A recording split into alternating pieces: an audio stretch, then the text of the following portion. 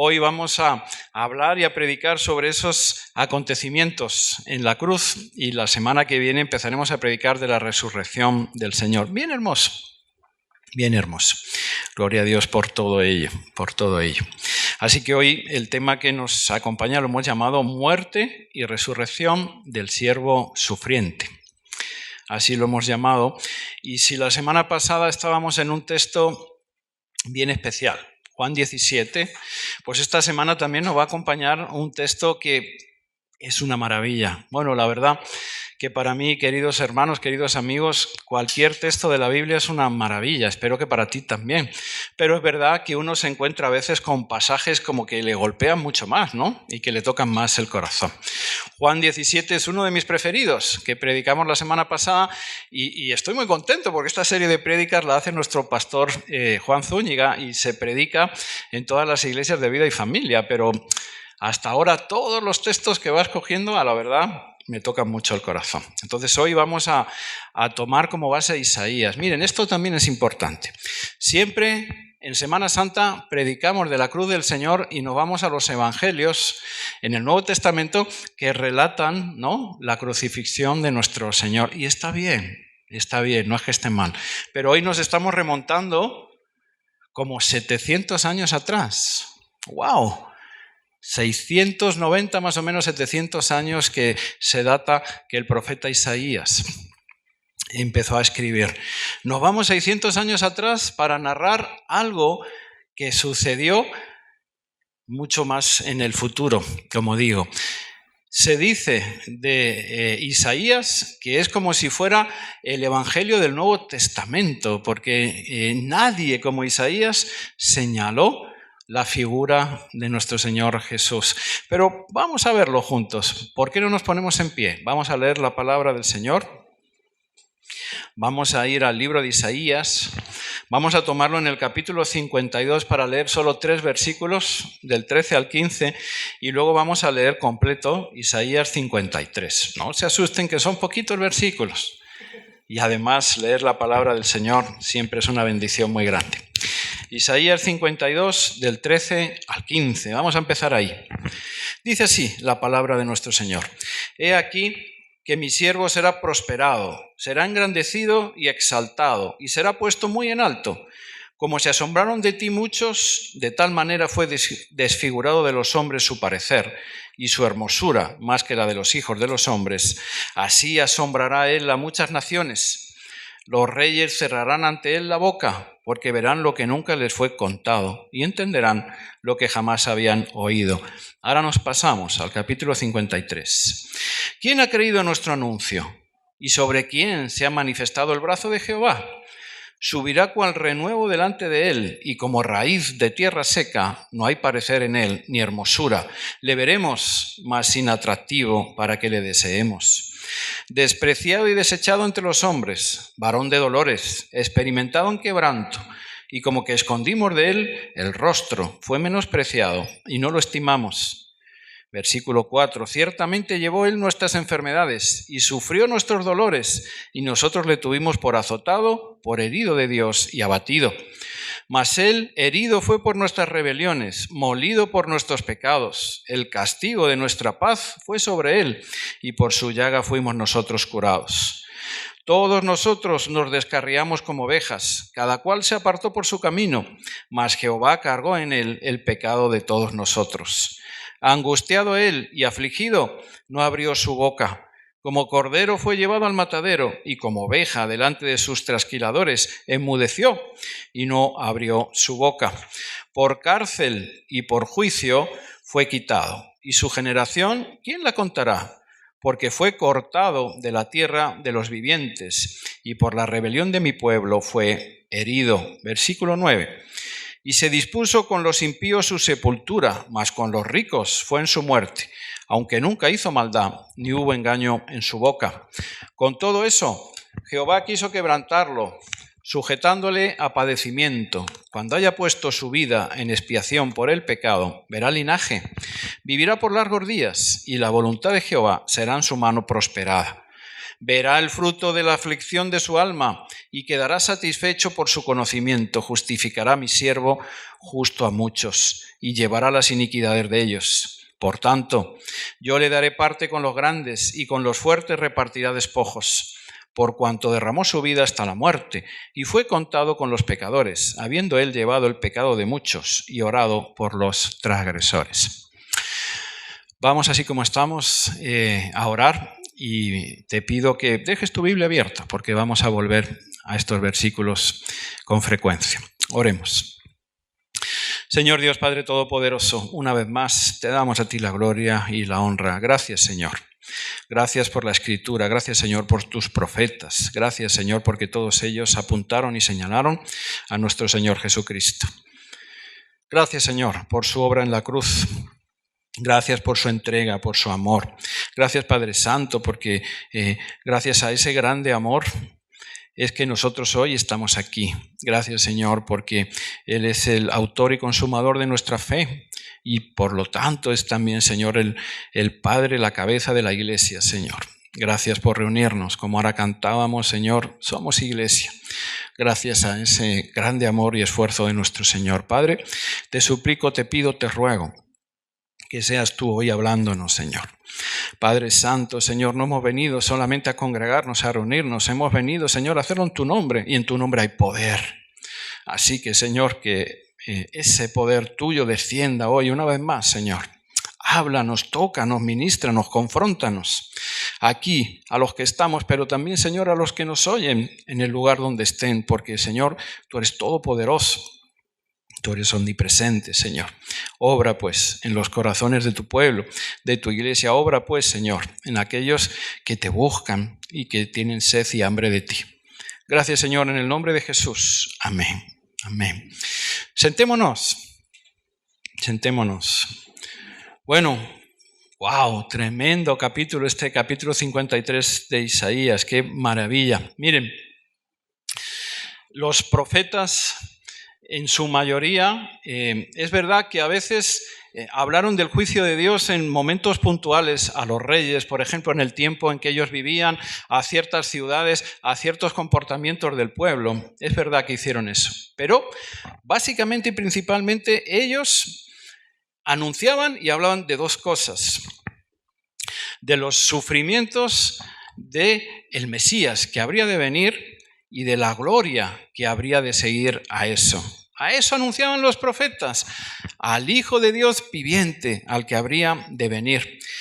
Y en prácticamente ninguna otra parte del Antiguo Testamento hallamos profecías tan claras, tan rotundas sobre nuestro Señor Jesucristo como en Isaías, y concretamente en este capítulo 53, que hoy vamos a desglosar. Ya lo comenté antes, pero algunos cronistas dicen que Isaías es otro evangelio más. Hasta ese punto llega, ¿no? El único evangelio del Antiguo Testamento.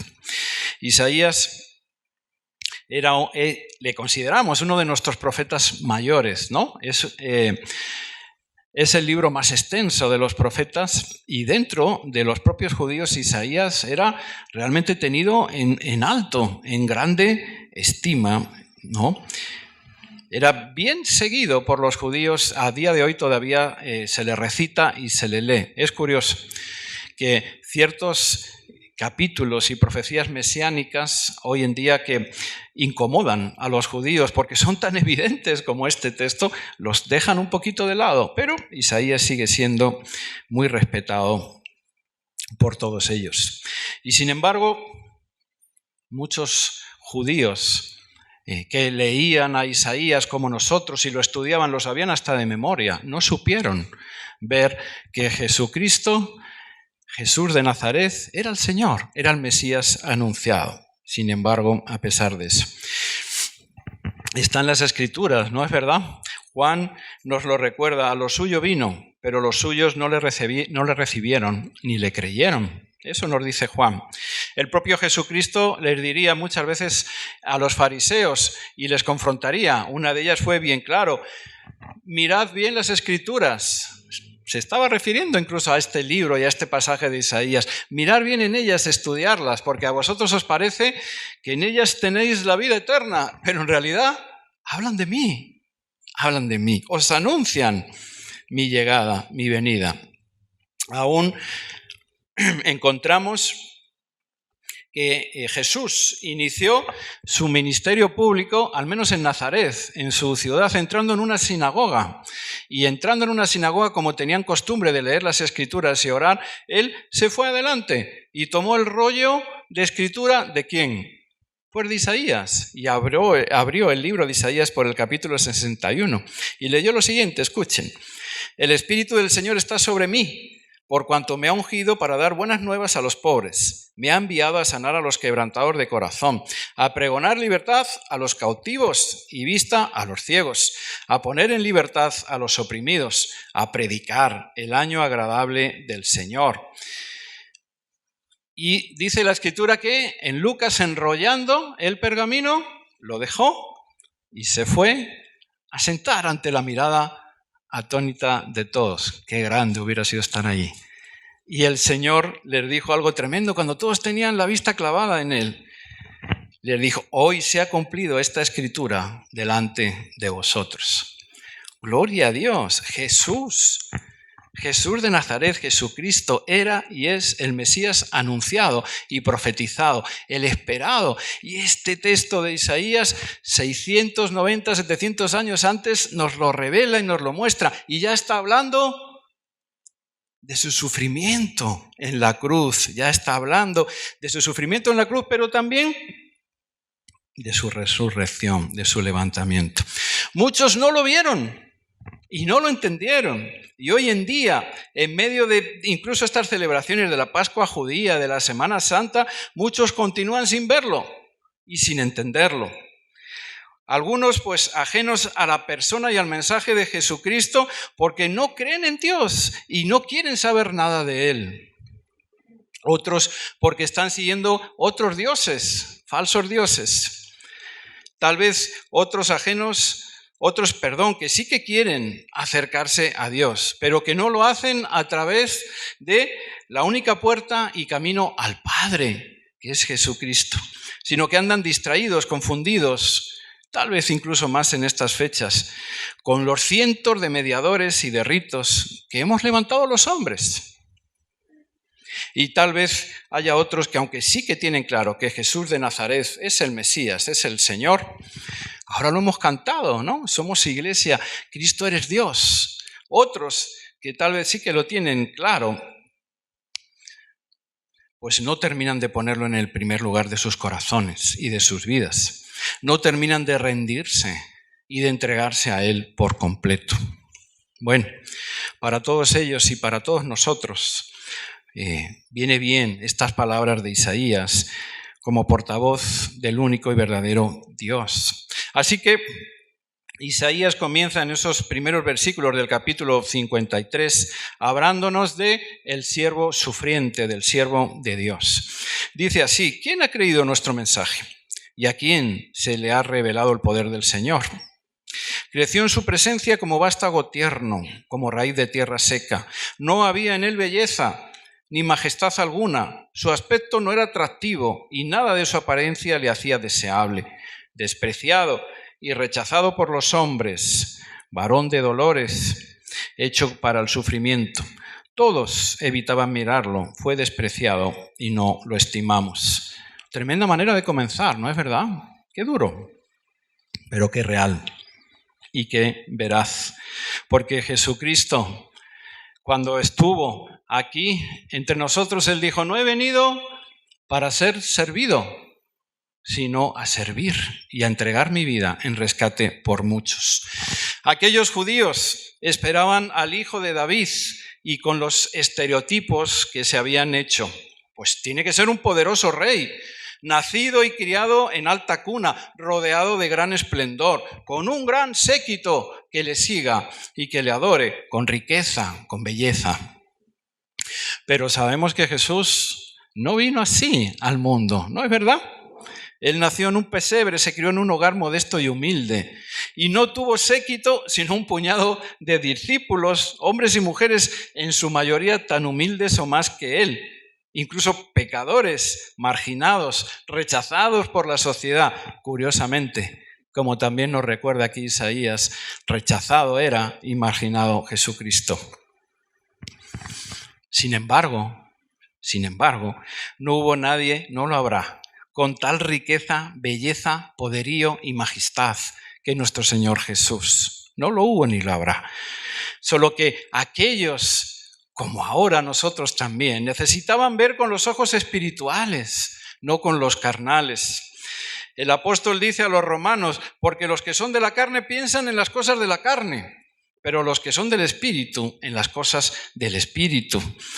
Jesucristo le habló a Nicodemo, por cierto, Nicodemo, un fariseo de la sinagoga, un judío, de los que también estaba confundido, que fue a visitar a Jesucristo de noche, seguramente para que no le vieran y le dijeran los compañeros de sinagoga, tú has ido, tú crees en él. Él veía algo, pero no sabía lo que era, y fue a verle. Y Jesús le habló de esto también.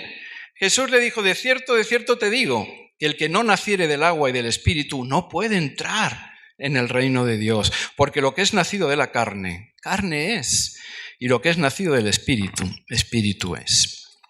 Miren, muchos hoy siguen desechando a Jesucristo o dudando en su fe, porque siguen buscando racionalizarlo, amoldarlo a la ciencia que conocemos, adaptarlo a nuestra forma de ser y de pensar. Muchos hoy piensan así, no, si Dios existe, ¿cómo es que pueden pasar tantas cosas malas? ¿Cómo es que nosotros los cristianos tenemos que sufrir, tenemos que padecer? No puede ser. Estos que así piensan son los que cuando viene la adversidad, cuando vienen los problemas, cuando vienen los sufrimientos, se alejan y caen con gran estrépito.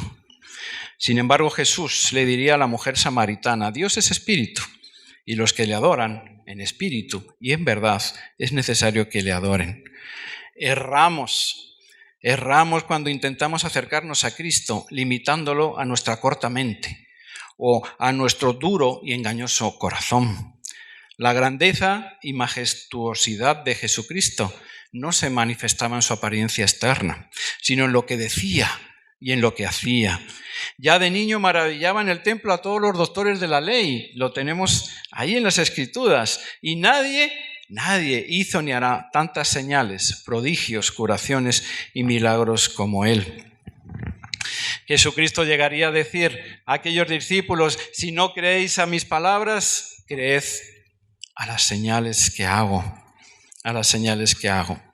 Lo que pretendo decirte hoy que celebramos la cruz y la resurrección de Cristo es que nuestro Señor Jesús, por eso es a veces tan desechado, por eso no le vemos con atractivo, es la puerta estrecha, el camino angosto, pero que lleva a la vida. Así dice la Escritura. Pocos lo encuentran y transitan por él. Por eso a veces no es apetecible, no es deseable. Sin embargo, él también nos habló de la puerta espaciosa y ancha, el camino cómodo, el camino que atrae, el camino de este mundo que se nos predica por todos los lados y que se nos mete por internet, por los móviles, por la televisión, en los institutos, en los colegios, en los trabajos, por todos los lados. Esa es la puerta ancha y el camino por el que muchos transitan, pero que lleva a la perdición. La cruz de Cristo y el propio Evangelio son locura para los que no creen. Así es, como locos nos tratan. Pero para los que lo ven e interpretan a la luz del Espíritu Santo de la palabra de Dios, para nosotros, su iglesia, como ahora hemos cantado, son vida, salvación y restauración. Y eso es lo que Isaías viene pregonando, viene anunciando, viene profetizando. Miren, versículos del 4 al 9, ya nos va a hablar más claramente de la cruz, de la pasión de Cristo. Dice el versículo 4, ciertamente Él cargó con nuestras enfermedades y soportó nuestros dolores. Le tuvimos por azotado, por herido de Dios y abatido. Así dice Él. Miren, Jesucristo incluso fue rechazado por tomar la cruz y por subir a la cruz. Le tuvimos por rechazado de Dios y por abatido. Muchos que le vieron ahí crucificado le decían: oye, tú que decías derribar el templo y en 3 días lo ibas a levantar, sálvate a ti mismo. Si eres hijo de Dios, desciende de la cruz. Otros le decían: miren, a otro salvó y a sí mismo no se puede salvar. Si eres el rey de Israel, desciende ahora de la cruz y creeremos en ti. Algunos otros: él confió en Dios, que le libre ahora si quiere, porque ha dicho: soy el Hijo de Dios. Todos ellos no entendían las Escrituras y no las discernían bien a la luz de la oración y del Espíritu Santo. Así que vieron en la cruz de Cristo el rechazo de Dios a su persona, obra y ministerio, cuando era todo lo contrario. La cruz y el Calvario de Cristo formaban parte del plan de Dios para redimirnos, para salvarnos del pecado. Y es que mira los versículos 5 y 6 de Isaías. Jesús pagó por nosotros. Él fue traspasado por nuestras rebeliones, molido por nuestras iniquidades. Sobre él recayó el castigo, el precio de nuestra paz. Y gracias a sus heridas fuimos sanados. Versículo 6. Todos andábamos perdidos como ovejas. Cada uno seguía su propio camino, pero el Señor hizo recaer sobre él la iniquidad de todos nosotros. Eso es la cruz. Ningún rechazo de Dios, sino todo el amor de Dios ahí plasmado en esa cruz. Jesús no cometió delito alguno, no hizo violencia alguna, no tenía por qué estar ahí, no era su lugar. Versículo 8. De Isaías: después de aprenderlo y juzgarlo, le dieron muerte. Nadie se preocupó de su descendencia. Fue arrancado de la tierra de los vivientes y golpeado por la transgresión de mi pueblo. Miren qué dice el Señor: golpeado por la transgresión de mi pueblo. Se le asignó un sepulcro con los malvados y murió entre los malhechores, aunque nunca cometió violencia alguna, ni hubo engaño en su boca. A Jesús le llamaron y le consideraron impostor, pero nunca hubo engaño en su boca. Tampoco ofendió jamás ni de palabra ni de obra. Es tremendo. A un Pilato, su juez romano, no encontraba ninguna falta a él. Intentó, dice la palabra, que le azotó y mucho. Varias veces intentó que no le crucificaran y salía a los sacerdotes y a la muchedumbre y les decía: no hallo ninguna falta en él. Hasta Pilato, un inconverso, el romano, veía eso. Veía la santidad de nuestro Señor. Uno de los ladrones que fue crucificado también ahí a su lado, dijo que ellos sí merecían estar ahí, pero que este hombre, Jesús, ningún delito ha cometido, ninguna falta ha hecho. Aún el centurión, que seguramente estuvo con la guardia romana encargándose de su crucifixión, una vez que el Señor expiró y vio retumbar la tierra y vio todo lo que pasaba y ese eclipse, y dice la palabra, aunque hasta los sepulcros se abrían y salían los muertos, ese hombre tembló y dijo y reconoció que no solamente era un hombre justo, sino que también era el Hijo de Dios. Así dijo el centurión. Así dijo. Así que Pedro nos lo dice en su primera carta: el justo por los injustos, para llevarnos a Dios, siendo a la verdad muerto en la carne, pero vivificado en espíritu. El justo. ¿Quién es el justo de Israel? Jesucristo. El justo, Jesucristo. ¿Por quién? Por los injustos. ¿Quiénes son los injustos? ¿Aquellos judíos? No solamente. Ellos y nosotros, todos nosotros, los injustos. Pero con un propósito grande, maravilloso, precioso, que iba mucho más allá de una crucifixión. ¿Para qué? Dice el apóstol: para llevarnos a Dios. Gloria a ti, Señor. Gloria a ti. Y todo eso, toda esa tremenda obra de amor tan maravillosa y tan preciosa, dice Isaías en el versículo 7, que además lo hizo con la mansedumbre y la humildad del Cordero de Dios. Mira el versículo 7. Maltratado y humillado ni siquiera abrió su boca. Como cordero fue llevado al matadero, como oveja enmudeció ante su trasquilador y ni siquiera abrió la boca. Jesús, el Cordero Santo, Santo de Dios. No se defendió porque había venido a aceptar toda esa injusticia, todo ese dolor por voluntad propia, por encomienda del Padre y por amor a nosotros. Miren, con su sabiduría que procedía de lo alto, tan enorme y tan grande que mostró también en los evangelios tantas veces, él podría haber evadido la sentencia tantas veces. Pilato, montón de veces le dijo, no hablas, no te defiendes. Jesús podría haberse librado con suma facilidad y no digamos con el poder que él tenía. Habría podido resistirse a ser ejecutado.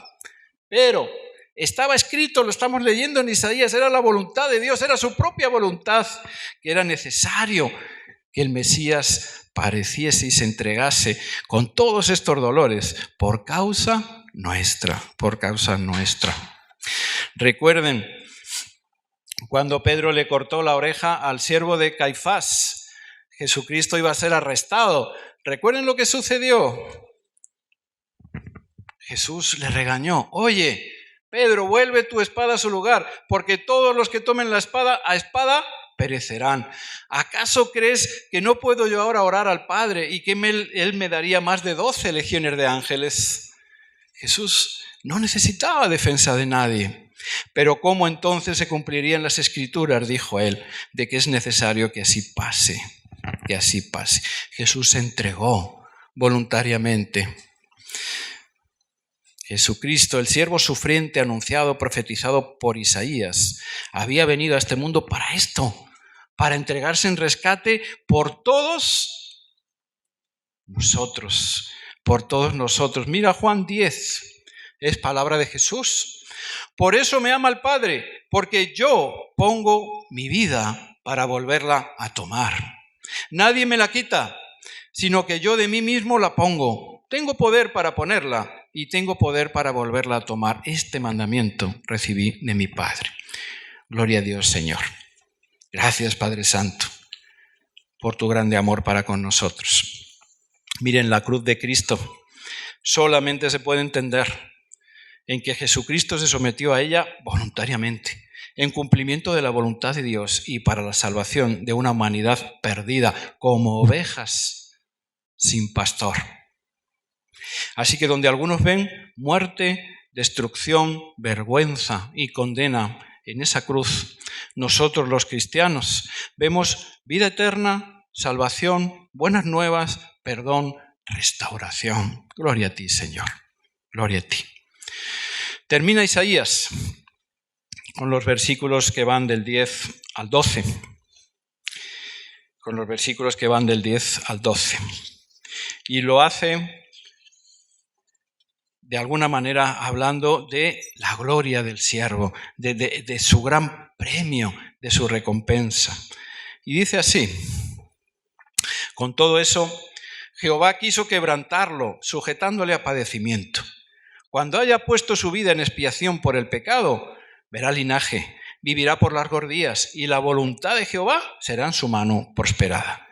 Verá el fruto de la aflicción de su alma y quedará satisfecho. Por su conocimiento justificará mi siervo justo a muchos y llevará las iniquidades de ellos. Por tanto, yo le daré parte con los grandes y con los fuertes repartirá despojos, por cuanto derramó su vida hasta la muerte y fue contado con los pecadores, habiendo él llevado el pecado de muchos y orado por los transgresores. Amén. Cristo obedeció al Padre en todo. Mi comida es hacer la voluntad de mi Padre. Mas no se haga mi voluntad sino la tuya. Cristo es el siervo sufriente, el unigénito Hijo de Dios. Este es mi Hijo amado, en quien tengo complacencia. Así dijo nuestro Señor cuando abrió los cielos en el bautismo de Jesucristo. Él ha cumplido, ha dado todo, todo. Así que se nos dice aquí que a través de su sufrimiento verá la luz y quedará satisfecho. ¿Quedará satisfecho? ¿Cómo? Pues porque habrá cumplido su llamado, su ministerio. Jesús se habrá convertido en lo que era desde el principio de los tiempos y en lo que será hasta el final de los tiempos, la luz del mundo, la luz de los hombres, el único camino al Padre, en el Salvador y en el Señor, de todos aquellos que le reciban y que le acepten. Y quedará satisfecho porque su sacrificio dará fruto, y no cualquier fruto, fruto permanente, abundante y que dure.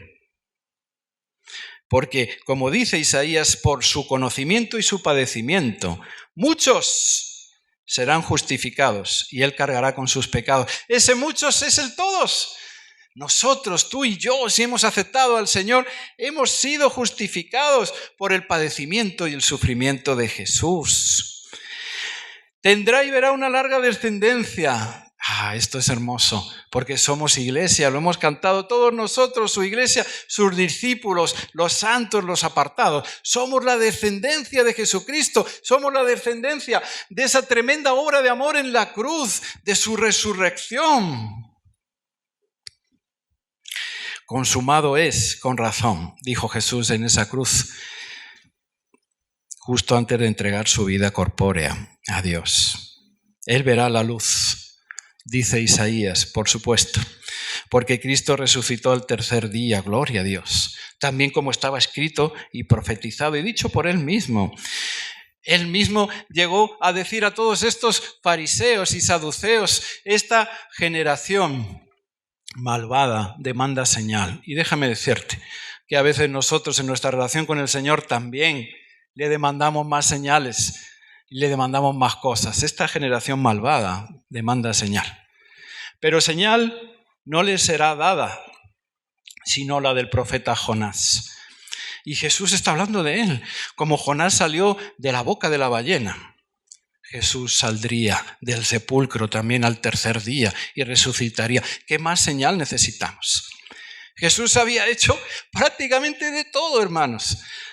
Por obra y gracia del Espíritu Santo fue concebido desde bien niño, tuvo señales, prodigios, sanó paralíticos, sanó leprosos, levantó a Lázaro de la muerte, hizo de todo.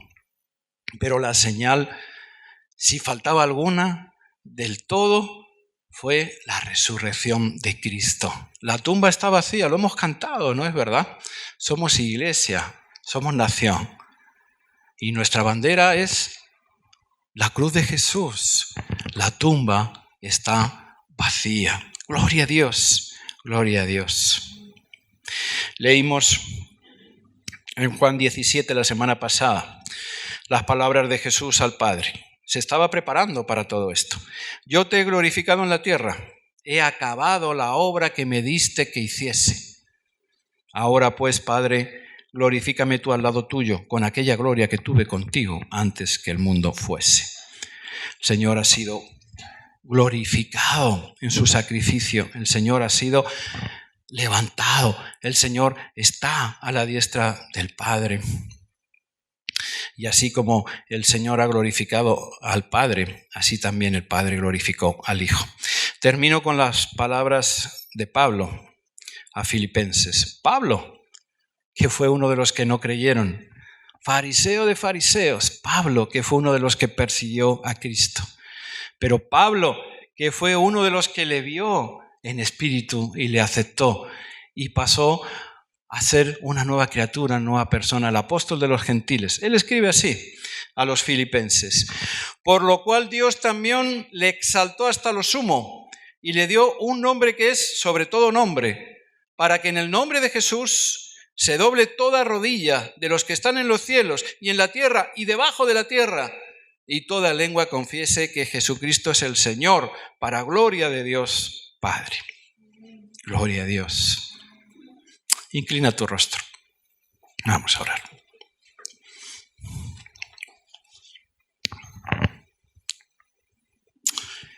Sí, Señor. Gracias. No hay palabras, Señor, ante la majestuosidad y el poder de tu evangelio, de tu amor, Señor, y de tu obrar entre nosotros.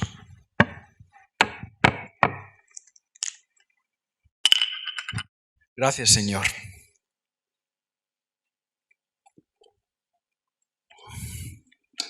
Porque como está escrito, y lo vemos, Señor, en la Escritura desde el comienzo hasta el final, Señor, tú nos amaste primero.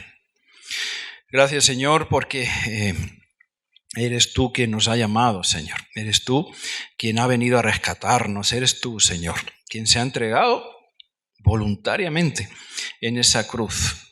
Como ahora leíamos, humillado, escarnecido, machacado, maltratado. Has recibido, Señor, todo tipo de burlas, insultos. Y todo eso, Señor, lo has hecho lleno de amor, de mansedumbre, de humildad. Gracias, Señor, porque todo eso era destinado para nosotros. Pero tú, Señor, te pusiste en nuestro lugar. Tú te colocaste, Señor, para que todo eso no fuera, Señor, para con nosotros. Gracias, Señor, porque en esa cruz has clavado todos nuestros pecados. Gracias, Padre Santo, porque también en tu poder, Señor, tú no te has quedado ahí. Tú te has levantado, Señor. Tú has cumplido, Señor, enviando al Espíritu Santo también, Señor. Tú sigues obrando ahora ahí a la derecha del Padre, Señor. Tú estás vivo. Vives en nosotros. Qué bendición, Señor. Tú, Señor, estás en tu creación. Tú, Señor, abogas hoy día también por cada uno de nosotros. Sigues siendo nuestro buen pastor. Señor, por eso ahora queremos orar juntos como iglesia. Señor, queremos tal vez, Padre Santo, rogarte que estés, Señor, con tus brazos abiertos, como siempre estás, porque tal vez haya alguien hoy que nos está oyendo, aquí en casa, tal vez en diferido, que haya sentido con esta predicación, con estas palabras de Isaías, que necesita aceptarte y confesarte, que solamente en ti está la vida, la verdad y el camino, y es vida eterna. Señor, haya habido alguien que haya entendido, haya comprendido el valor verdadero y auténtico de esa cruz, porque con cada gota de tu sangre, Señor, has dado vida a todos aquellos que la han aceptado. Señor, queremos orar por esas personas. Si tú estás orando así, si tú has sentido que es el momento de acercarte a Cristo, de rendirle tu vida, de confesarle, no esperes. Este es un buen momento para que lo hagas. Ahí a los pies de la cruz de Cristo, dile, Señor, perdóname. Perdóname porque ahora entiendo y comprendo. Yo soy uno de ellos. Yo soy uno de los que te negó, te insultó, te menospreció. Yo soy uno de aquellos por los cuales tú has muerto en esa cruz. Y yo quiero que tu sacrificio por mí sea válido. Yo quiero seguirte, yo quiero servirte. Yo quiero formar parte de tu iglesia, de tus hijos, de tu pueblo. Yo quiero, Señor, ir contigo y vivir la vida eterna junto a ti. Si tú estás orando así, el Señor te está oyendo, el Señor te está escuchando. Clámale, pídele perdón y dile que te reciba, porque Él lo va a hacer. Porque para eso es la cruz de Cristo. Para todos aquellos perdidos, necesitados, angustiados, acude a Él, porque no encontrarás otra fuente de vida. No encontrarás otra agua que quite la sed. No encontrarás otro pan que de verdad te llene. Acércate a Él y entrégate a Él. Entrégale tu vida. Entrégale tu vida. Señor, oramos por todos aquellos que estén orando así. Tú ves los corazones, tú sabes todo lo que pasa. Que se cumpla tu palabra preciosa y maravillosa. Llénalos con tu Espíritu Santo, Señor. Sella esa decisión, Padre de la gloria. Si tú estás orando así, yo te ruego que cuando termine el culto, si estás aquí o en cualquier lugar que estés, busca a tu pastor, busca a tus líderes y diles la decisión que has tomado para que te ayuden en esos primeros pasos también. Señor, oramos también porque tal vez haya muchos hoy aquí en las casas que hayan sentido, Señor, que tienen necesidad de volver a acercarse a ti, porque eso es la cruz. La cruz es también reconciliación, la cruz es restauración. Señor, oramos por todos los que estén alejados, por todos aquellos, Señor, que estén débiles en su fe, Padre Santo, para que, Señor, tomen tu poder también y tu autoridad, y como tú te levantaste, Señor, de esa tumba, como tú venciste aún a la muerte, Señor, ellos también en el poder y en la autoridad tuya, Señor, vuelvan a ti. ¿Sabes? Acércate al Señor, reconcíliate con Él, porque es tiempo de hacerlo, porque dice la palabra que habrá fiesta en los cielos si tú vuelves a la casa del Padre. Deja que esa cruz cargue con tu dolor, deja que esa cruz cargue con tu decepción, deja que esa cruz cargue con cualquier cosa que tú estás llevando, que te está dañando, que te está amargando y que te está alejando del verdadero Señor y Salvador. No lo permitas. Vuelve a la luz del Señor, arrodíllate delante de Él, confiésale tus faltas y recibe el poder de la cruz. Recibe su perdón y su restauración ahora, en este momento. Ahora, en este momento. El Señor te dice, como le dijo a aquella mujer, yo no te condeno, levántate y no peques más. Oramos también, Señor Padre Santo, por aquellos que están cargando también con enfermedades, Señor. Esa cruz también, Señor, por tus llagas hemos sido sanados, curados. Señor, oramos, Padre Santo, por todos esos dolores, Señor, que a veces también nos alejan, Señor, nos incapacitan, nos hacen sobrellevar una cruz enorme y grande, Señor, que nos quita la alegría y el gozo. No, Señor, esa cruz ha venido a hacernos libres, esa cruz ha venido a traernos gozo, alegría, paz, la paz que solamente tú sabes y puedes dar. Señor, ten piedad también. Tú eres todopoderoso, Señor. Oramos por nuestros enfermos. Oramos, Señor, para que tú hagas un milagro, para que esas enfermedades no sean para muerte, sino para gloria tuya, Señor. Oramos, Padre bendito, Señor, para que ellos en fe puedan tocar tu manto santo.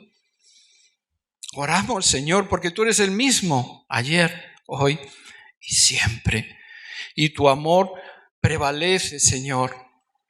Ahora prevalecen la fe, la esperanza y el amor. Pero el mayor de todos es el amor. Porque Dios es amor. Porque nuestro Señor Jesús y esa cruz es la expresión suprema del amor de Dios para con todos nosotros. Señor, gracias. Hoy, Señor, recibimos de ti todas estas cosas, Señor. Restauración, sanidad, perdón, tu Espíritu Santo, Señor. Hoy, Padre Todopoderoso, Señor, queremos levantarnos como tú, como iglesia más fuerte, Señor.